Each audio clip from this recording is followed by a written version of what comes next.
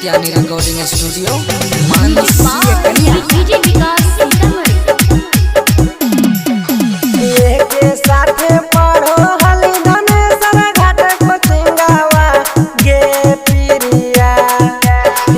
के साथ पढ़ो हली धनेश्वर घाट कोचिंगावा गे पिरिया हाँ गे पिरिया तकाहे मरले दिलवा पतिरिया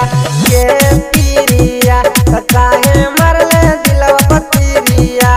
गे पिरिया के साथ पढ़ो हली धनेश्वर घाट कोचिंगावा गे पिरिया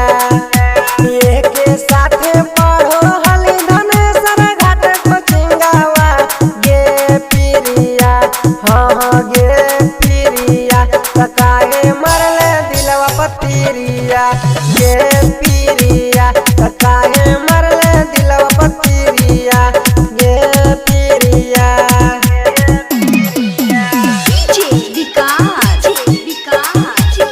सत्यानी रिकॉर्डिंग स्टूडियो मानसी कन्या बुलेट पर बैठा के छौनी तोरा हम घूमैलियो तोरे चक्कर में छौनी जिंदगी हम लूटैलियो हे गे बुलेट पर बैठा के छौनी तोरा हम घूमैलियो तोरे चक्कर में छौनी जिंदगी हम लूटैलियो तहब काहे हमारा से फेरली नजरिया गे पिरिया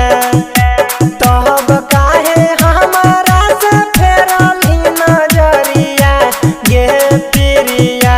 हाँ गे पिरिया त काहे मरले दिलवा पतिरिया गे पिरिया त काहे मरले दिलवा पतिरिया गे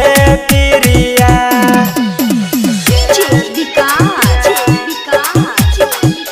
सत्यानी रिकॉर्डिंग स्टूडियो मानसी कन्या लूट लेली छोड़ी हमरा बनी के कसाई गे गुडू दीवाना कहो पड़तो तोरा हाई गे हे गे लूट लेले हमरा छोड़ी बनी के कसाई गे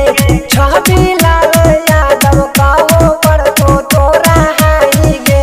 खुश नहीं रहबे छोड़ी जाके दोसर दुआरिया गे पिरिया खुश नहीं रहबे छोड़ी जाके दोसर दुआरिया गे पिरिया हाँ गे